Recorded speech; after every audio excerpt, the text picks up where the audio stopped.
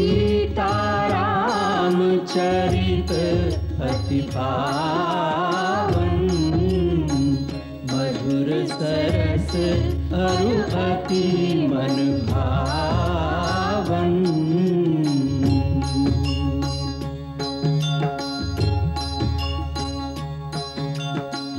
पुनि पुनि कितने हो सुने सुनाए, ये की प्यास बुझत न बुझाए।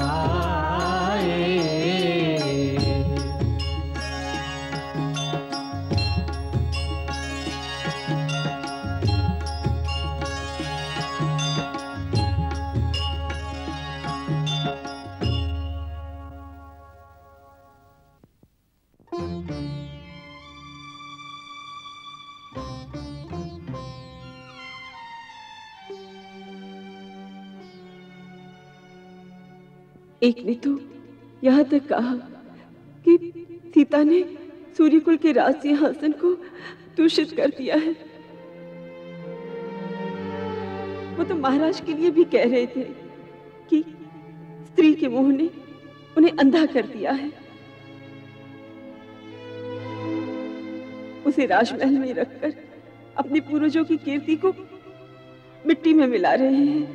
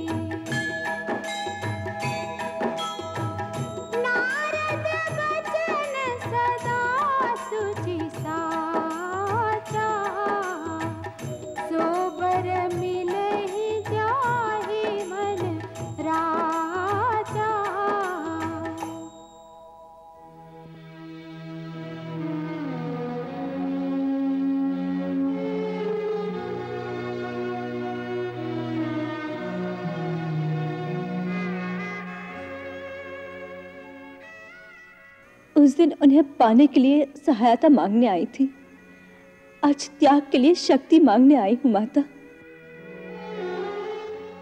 यदि मेरा निर्णय ठीक है तो मुझे आशीर्वाद दो।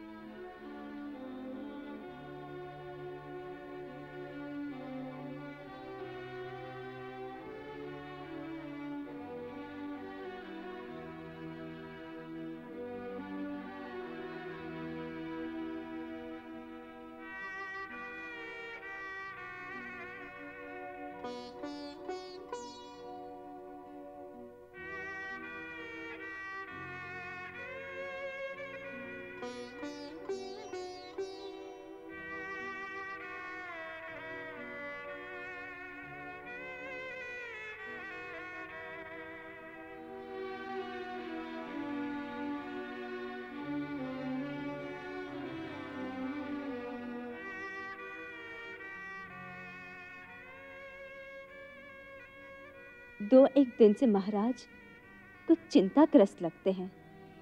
यदि आप उचित समझे तो मुझे अपनी समस्या बताएं। हो सकता है मैं कुछ सहायता करूं। ऐसी कोई विशेष चिंता नहीं सीते जिसके लिए तुम्हें विचलित कर दे। विशेष हो या साधारण, चिंता तो चिंता ही है। आपके हंसी के पीछे विषाद की जो एक रेखा दिख रही है वो एक वीर राजा को शोभा नहीं देती। प्रजा आपको इस प्रकार विषाद में देखे तो उनका उत्साह क्षीण हो जाता है।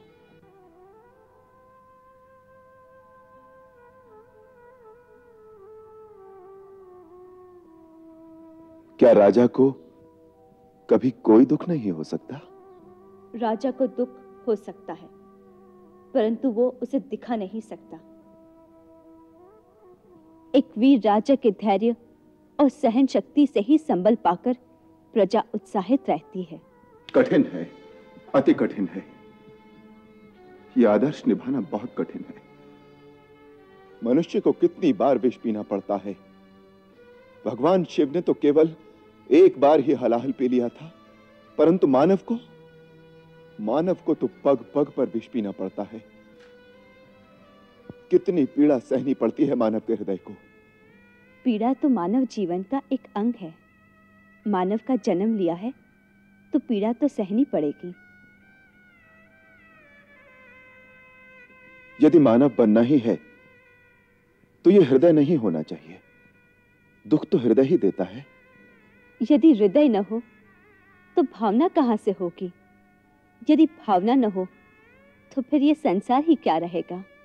यह भी देवलोक बन जाएगा जहां केवल ज्ञान ही ज्ञान होता है। उसमें भावना का आनंद ही कहां? नहीं सीते, भावना केवल पीड़ा है। पीड़ा है परंतु भावना में महानता भी तो है। और मनुष्य जन्म की महानता भावना के कारण ही है। एक सच्चा वीर पुरुष वही होता है जो भावना के आक्रमण को सहकर भी अपने धर्म के मार्ग को नहीं छोड़ता। वही देवताओं से भी ऊंचा हो जाता है। अतः भावना का सौंदर्य भी रहे, धर्म की दृढ़ता भी रहे। अब यही आदर्श तो आपको और मुझे स्थापित करना है। तुम कहना क्या चाहती हो सीते? महाराज, एक स्त्री के लिए आप इतने चिंतित रहे कि राजकाज में भी विघ्न पड़े, यह अयोध्यापति को शोभा नहीं देता। परंतु हम उस स्त्री को न्याय नहीं दे सके। वो हमारे द्वार से न्याय की भीख मांगती हुई चली गई। क्या हमें इसका खेद नहीं होना चाहिए? मैं उस स्त्री की बात नहीं कर रही। मैं उस स्त्री की बात कर रही हूं महाराज, जिसके कारण आज अयोध्या के राज्य सिंहासन पर कलंक की छाया पड़ रही है। कौन स्त्री? अयोध्या की महारानी सीता, आपकी पत्नी।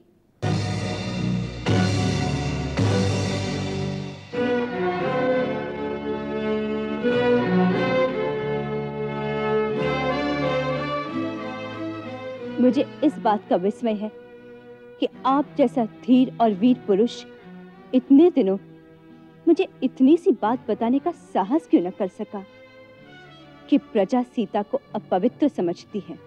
क्योंकि वो बात झूठी थी, तुम्हें बताने के योग्य नहीं थी।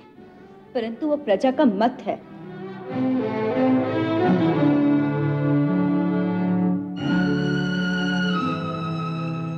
प्रजा यदि झूठ के आधार पर अपनी धारणा बना ले तो क्या किया जाए? राजा झूठ के आधार पर किसी निर्दोष को दंड दे दे, ये कहां का न्याय है? ये न्याय का विषय नहीं, कुल के गौरव का विषय है। अयोध्या का राज्य सिंहासन एक पवित्र वस्तु है, उस पर कलंक की छाया भी नहीं पड़नी चाहिए। यदि वो कलंक झूठा हो तो? फिर भी छाया तो रहेगी। राज्य सिंहासन पवित्र रहना भी चाहिए और पवित्र दिखना भी चाहिए।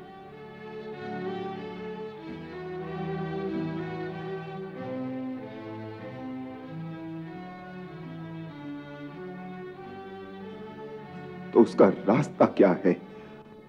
मेरा त्याग।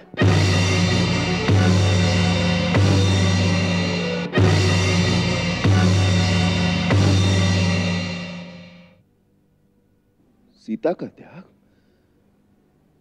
राम करेगा? राम सीता का त्याग करेगा? नहीं, राम नहीं करेगा, सीता त्याग करेगी। परंतु क्यों? क्योंकि विवाह के पश्चात आप ही ने कहा था कि सीता, तुम मेरी दासी नहीं, मेरी मित्र, मेरी साथी बनकर रहना। सो मित्र के नाते मेरा कर्तव्य है कि यदि मेरा रहना आपके जीवन को कलंकित कर रहा हो, मैं आपके रास्ते से हट जाऊं। झूठ के सामने घुटने टेक कर? नहीं, प्रजामत के सामने नतमस्तक होकर। एक राजा के नाते जनमत का आदर करना आपका धर्म है।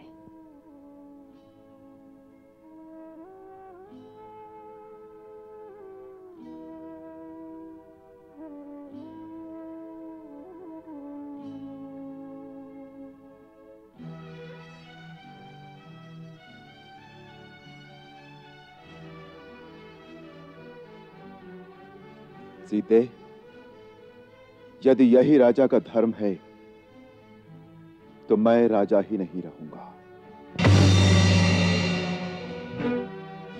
मैं भी तुम्हारे साथ निकल जाऊंगा।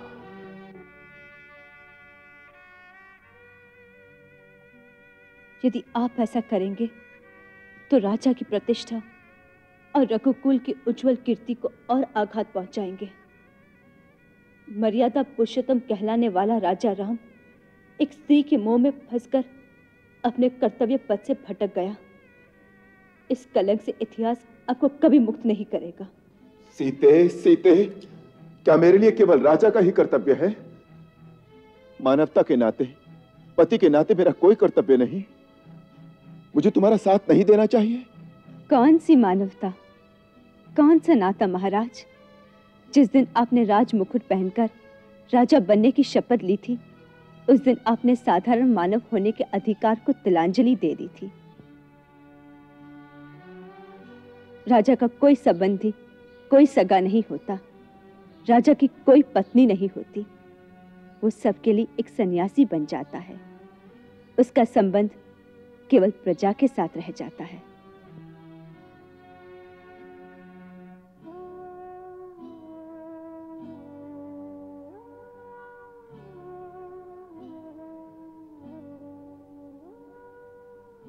सीते, मुझे समस्त अपयश का भागी बनना स्वीकार है। भले ही सारा संसार मेरी निंदा करे, लेकिन मैं एक निर्दोष पत्नी पर यह अत्याचार और यह अन्याय नहीं कर सकता।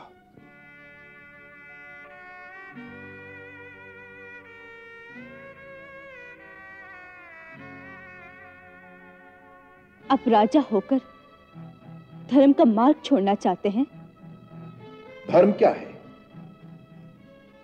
वही धर्म है जिसे अपनी अंतरात्मा स्वीकार करे।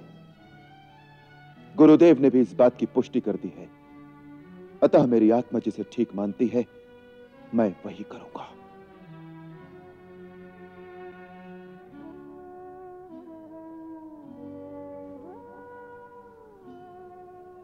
मैं सब कुछ त्याग दूंगा, परंतु सीता का त्याग नहीं करूंगा।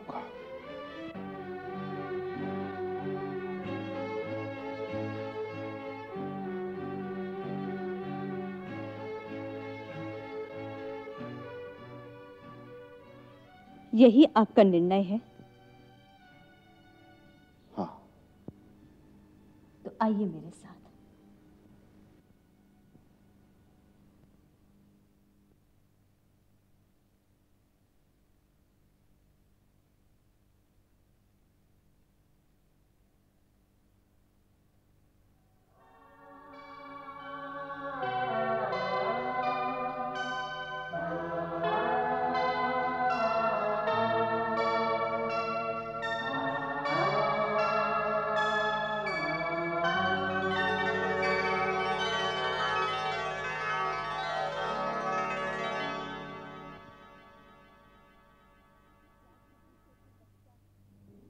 राज्याभिषेक के पश्चात आपने इन पितरों के सम्मुख एक शपथ ली थी, जो इन पत्थरों पर, इस वातावरण में वायु के कण कण पर अंकित है।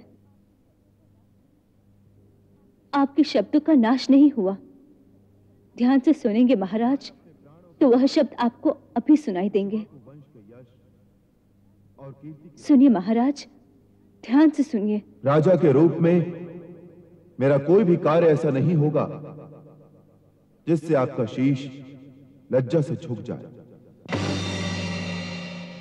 धर्म, न्याय और बलिदान के जो कीर्तिमान आपने स्थापित किए हैं, उनकी उज्ज्वलता यदि किसी भी कारण से धूमिल होने की आशंका भी होगी तो मैं उस कारण को ही तत्काल मिटा दूंगा, चाहे वो कारण मैं स्वयं ही क्यों ना हूं।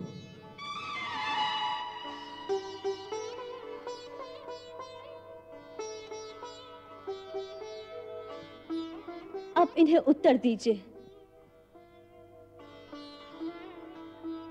आज क्यों अपनी पत्नी के मुंह में आकर अपनी शपथ भूल गए कि जो स्कूल की कीर्ति को धूमिल करेगा उसका हम त्याग कर देंगे?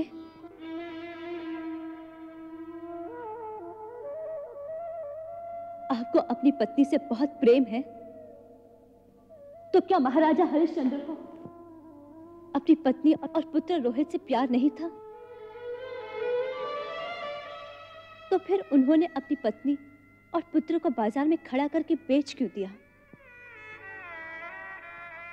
केवल अपने धर्म की रक्षा के लिए।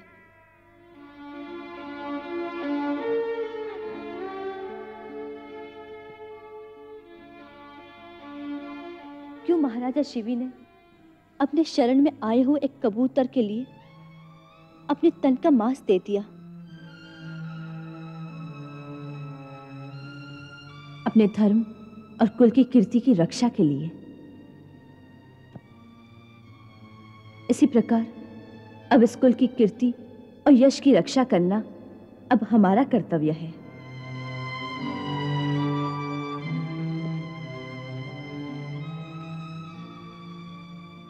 क्या हमारे निजी सुख इन महापुरुषों की कीर्ति से अधिक मूल्यवान है? स्वामी, मैं भी इस कुल की बहू हूं। इस कुल के गौरव की रक्षा करने में मेरा भी उतना ही उत्तरदायित्व है जितना कि आपका।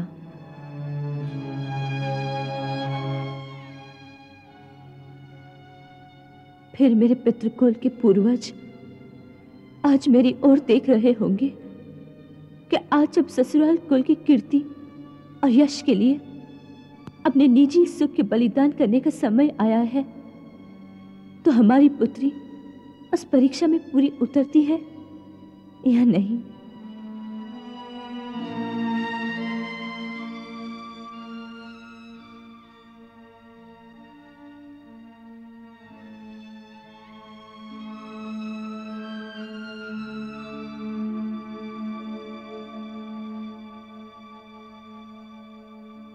हे रघुवंश की महान आत्माओं, मैं आपके पुत्र वधू और मिथिला नरेश राजा जनक की पुत्री सीता अपने महान पति, अपने भगवान श्री राम के चरणों की सौगंध लेकर वचन देती हूं कि आज के पश्चात मेरी छाया भी आपके पवित्र राजकुल पर नहीं पड़ेगी। मैं अपना नाम का भी त्याग करती हूं ताकि ये कलंकित नाम किसी के जिह्वा पर भी ना आए। रघुवंशियों की भावी संतान को मैं अपने गर्भ में धारण करके जा रही हूं और ये वचन देती हूं कि इस संतान को इस योग्य बनाऊंगी कि आपके नाम और कीर्ति को और भी उज्जवल करे और वीरता के क्षेत्र में अपने पूर्वजों से भी आगे बढ़ जाए। मेरा जीवन उस दिन सार्थक होगा जब मेरी पवित्रता, मेरे सतीत्व, मेरी एकनिष्ठ पति भक्ति, मेरे संतान की वीरता के सामने यही अयोध्या की प्रजा घुटना टेक कर नतमस्तक हो जाए और जो कलंक आज आपके पुत्र वधू पर लगा रही है उसके लिए गिड़गिड़ाकर क्षमा याचना करे जिससे मेरे महान पति और आपकी कीर्ति पताका तीनों लोकों में सदा लहराती रहे। मेरे वचन सत्य हो, इसके लिए मुझे आशीर्वाद और शक्ति प्रदान करें।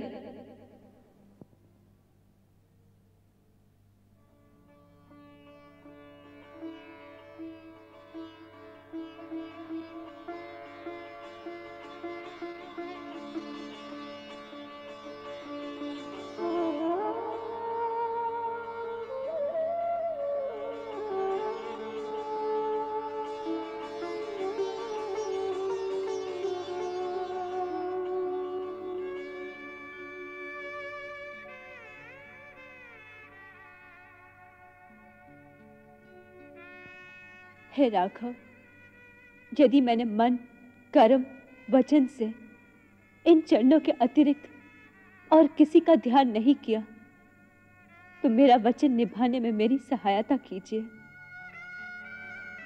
क्योंकि पति की आज्ञा के बिना नारी अपने किसी भी धर्म या वचन का पालन नहीं कर सकती।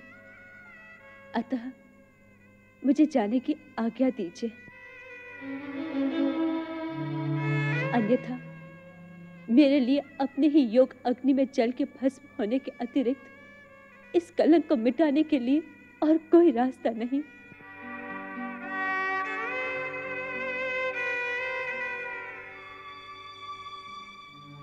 मुझे जाने की आज्ञा दीजिए प्रभु।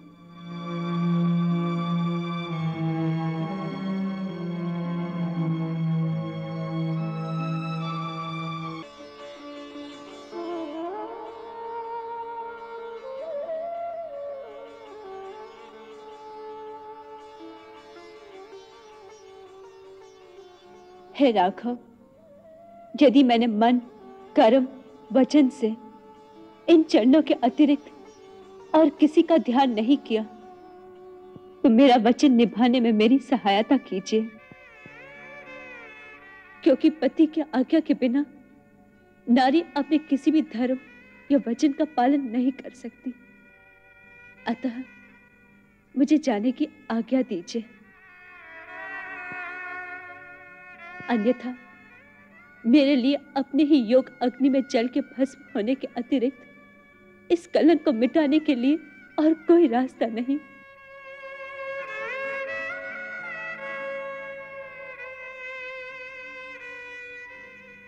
मुझे जाने की आज्ञा दीजिए प्रभु।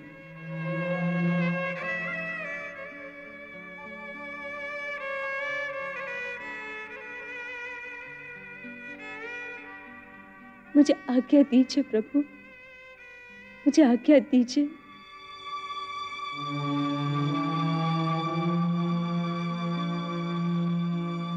यही एक रास्ता है प्रभु, अब मुझे आज्ञा दीजिए।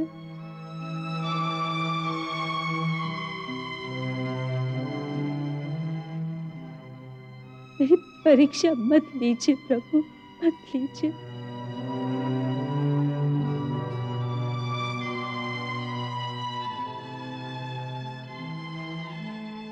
मुझे अपने धर्म का पालन करने दीजिए।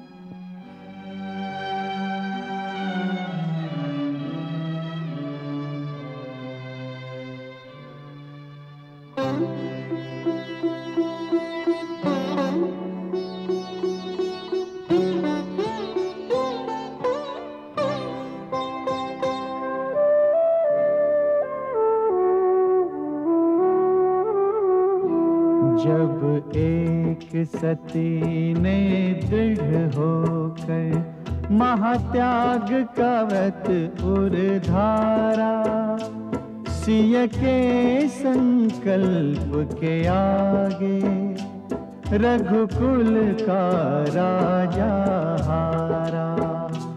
इस दृढ़ संकल्प के आगे रघुकुल का राजा हारा।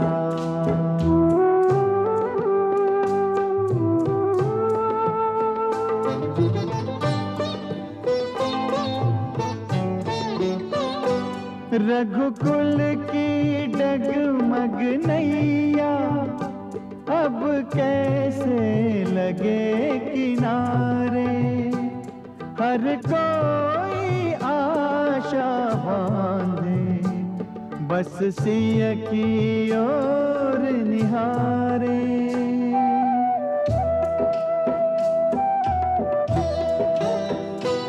ये महाशक्ति वैदेही आदर्श की प्रतिमा लागे, त्याग और बलिदान में सीता लो बढ़ गई राम से आगे। आकाश है यदि श्री रघुवर तो सीता है अटल ध्रुव तारा। सिया के संकल्प के आगे रघुकुल का राजा हारा। इस दृढ़ संकल्प के आगे रघुकुल का राजा हारा।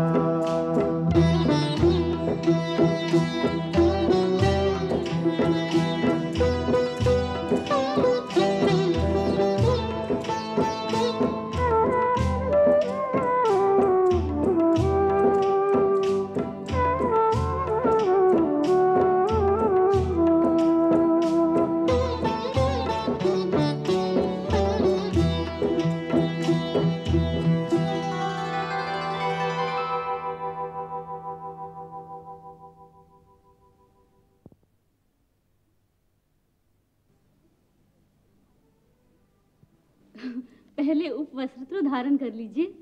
अरे मुझे जल्दी में कुछ याद नहीं रहता। ये अर्धरात्रि में सहसा जाने की क्या आवश्यकता आन पड़ी? ये तो भैया और भाभी जाने, मेरा धर्म तो केवल आज्ञा पालन है। राजा रानी का आदेश हुआ, सेवक तत्पर तैयार। मेरा विचार है इस मास पूर्णिमा को गंगा स्नान का विशेष महत्व होता है, तभी भाभी ने सोचा होगा सूरज की पहली किरण के साथ गंगा स्नान का पुण्य लाभ प्राप्त करें। इतनी जल्दी पहुंच जाएंगे? लक्ष्मण जैसा सारथी हो तो कुछ असंभव नहीं। तुमने अभी हमारा रथ चलाना नहीं देखा उर्मिल। लौटना कब होगा? कौन जाने। उस दिन भाभी कह रही थी ऋषि स्त्रियों के साथ आश्रम में कुछ दिन रहने की इच्छा हो रही है, इसलिए उन्होंने ऋषि स्त्रियों जैसे वस्त्र भी बनवा लिए हैं। ऐसा क्यों? वो कह रही थी ऋषि आश्रम में राजसी वस्त्र अच्छे नहीं लगते। परंतु अब वो महारानी हैं, उन्हें तापसी वेश नहीं धारण करना चाहिए। उनकी इच्छा को कौन टाल सकता है। माताओं का भी आदेश आया है इन दिनों भाभी की कोई भी इच्छा निरापद न की जाए।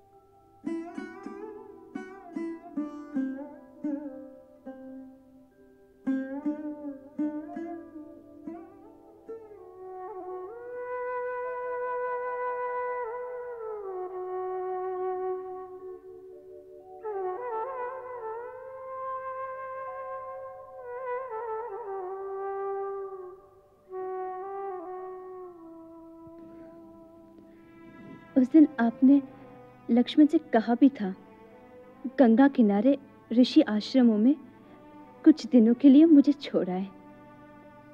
बस उसी आज्ञा अनुसार मैंने लक्ष्मण से कहलवा भेजा है कि रथ अभी ले आए।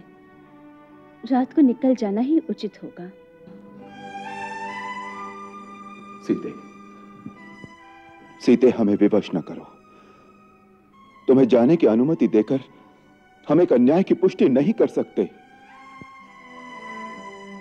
परंतु आप एक पतिव्रता स्त्री से अपने पति कुल की प्रतिष्ठा के लिए बलिदान का अधिकार भी नहीं छीन सकते। बलिदान? हाँ, बलिदान। शास्त्र कहते हैं त्यजेत एकम कुल्य सार्थे ग्राम सार्थे कुलम त्यजेत। सो कुल के कल्याण के लिए व्यक्ति का बलिदान उचित है। अन्यथा इतिहास हम दोनों को कायर कहेगा कि जब महाबलिदान का समय आया तो राजमहलों के भोग विलास को त्याग न कर सके और अपने धर्म और कर्तव्य से मुंह मोड़कर न्याय और अन्याय के तर्क का सहारा लेने लगे। और स्वामी, हम बिछुड़ कर भी कभी अलग नहीं होंगे। हमारा नित्य मिलन है। जब कभी अकेले होंगे तो एक दूसरे से मन की बात कर लेंगे, एक दूसरे के मन की गीत सुन लेंगे।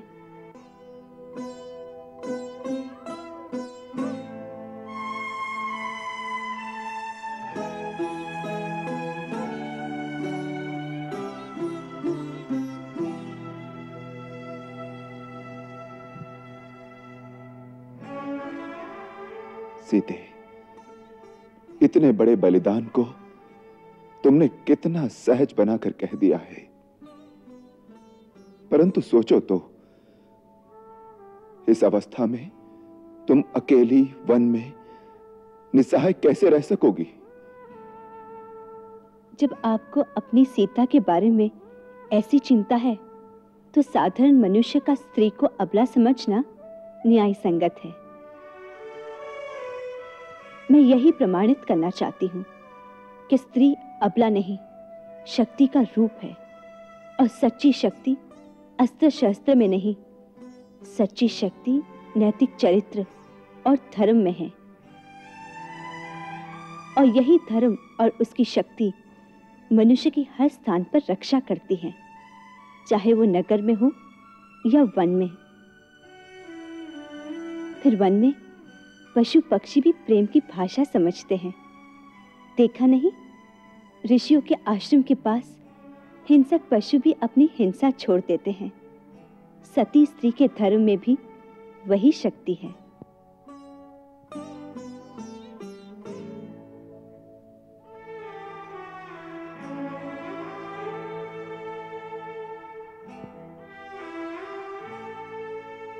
क्या सोच रहे हैं आप?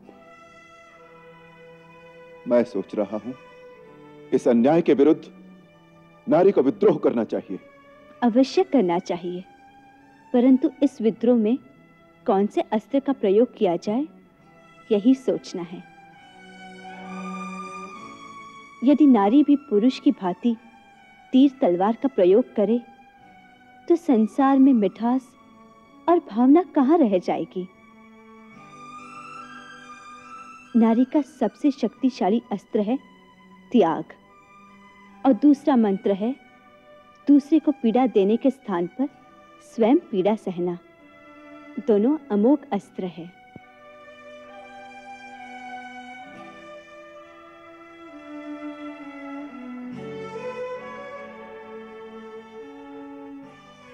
पुरुष तलवार से अपने शत्रु को जीत तो लेता है, परंतु उसके मन पर अधिकार नहीं पा सकता। उसके घाव बाकी रह जाते हैं। स्त्री जब दूसरे का अत्याचार सहकर भी उसको बदले में प्रेम देती है तो सामने वाला एक दिन हथियार डालकर उसे नमस्कार करता है।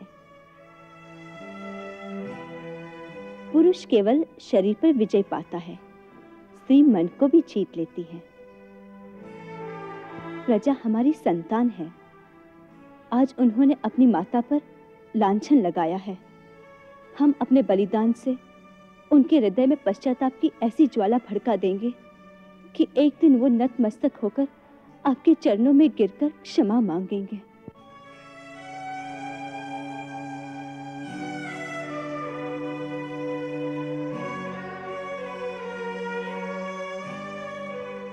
बस मैं आपसे एक ही वचन मांगती हूँ, मेरे पश्चात आप अपना संतुलन नहीं खोएंगे। यदि आंख भी भर आई तो लोग आपको निर्बल कहेंगे कि स्त्री के वियोग में रोता है। फिर यह बलिदान वृथा हो जाएगा। लोग राजा को मानव नहीं मानते, एक महामानव मानते हैं। एक नायक का यही उत्तरदायित्व है कि जो लोग उसे प्रेरणा ले उसे ध्यान में रखकर अपने दुख अपने अंदर ही डुबो ले।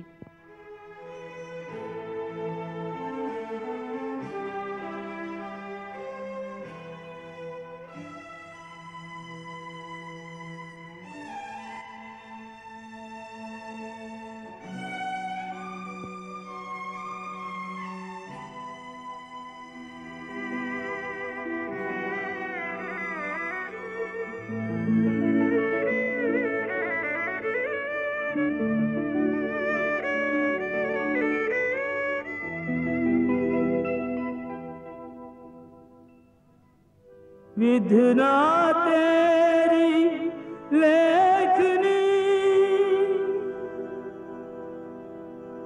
निष्ठुर निर्मम क्रूर, जो सपने हो नहीं दूर रहे,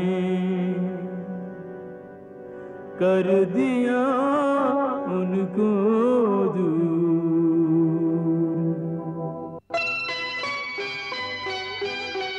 विधना तेरे लेख किसी की समझ न आते हैं,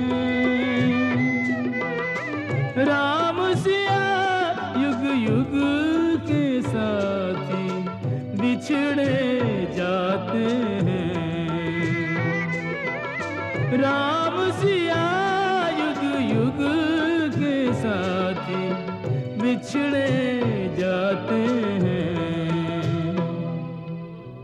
विधना तेरे लेख किसी की समझ न आते हैं।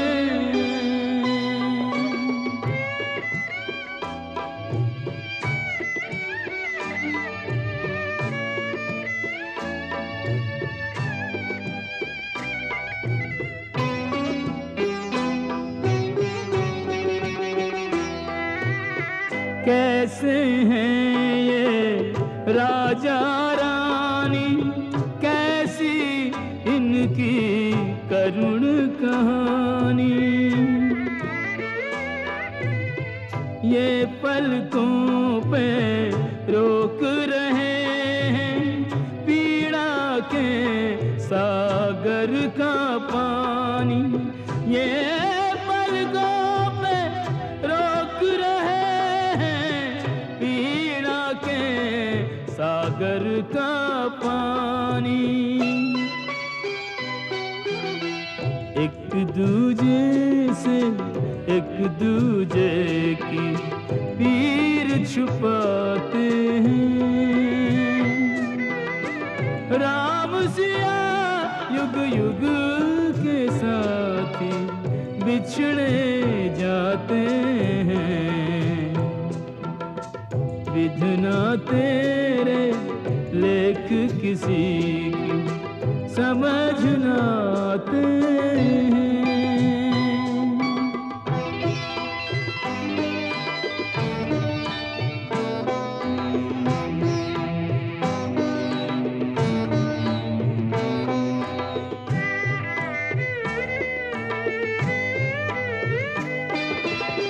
पुरजन परिजन महल अटारी, छूटी जाए अयोध्या प्यारी, सारा नगर नींद में सोया, क्या जाने किसने क्या खोया, नीरव निशी में धर्म के रथ पे जोगन चल दी कर्म के पथ पे, बिछड़ के भी ना टूट सके ये ऐसे नाते हैं, राम सिया युग युग के साथी बिछड़े जाते हैं। विधना तेरे लेख किसी की समझ न आते हैं, राम सिया युग युग के साथी बिछड़े जाते हैं। राम सिया युग युग के साथी बिछड़े जाते हैं।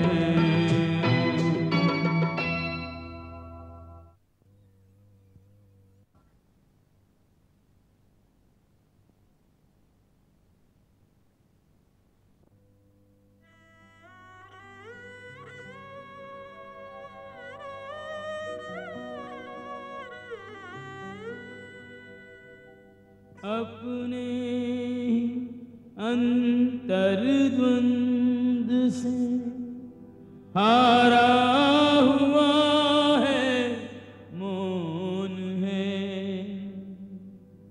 रघुवर तो सीता संग गए, जो रह गया वो कौन है।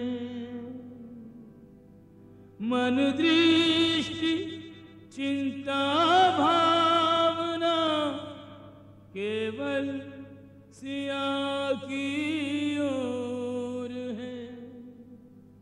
आशा की एक किरण नहीं, कैसे कहें ये भोर है, ये रैन है या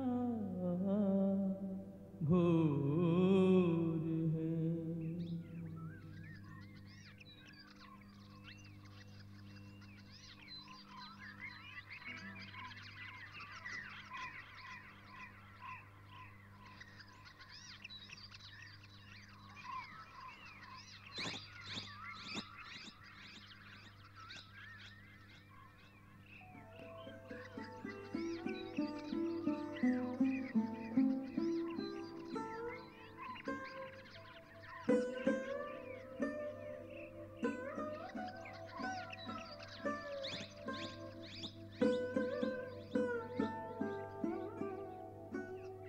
मंगल भवन अमंगल हारी, प्रभु सुदशरथ अजिर बिहारी।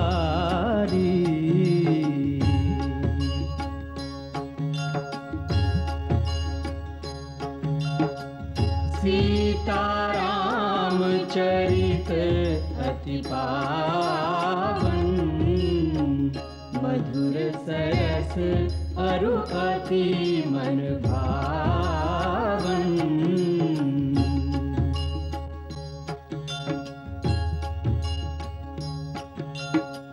पुनि पुनि कितने हो सुने सुनाए, किया की प्यास बुझत न बुझाए।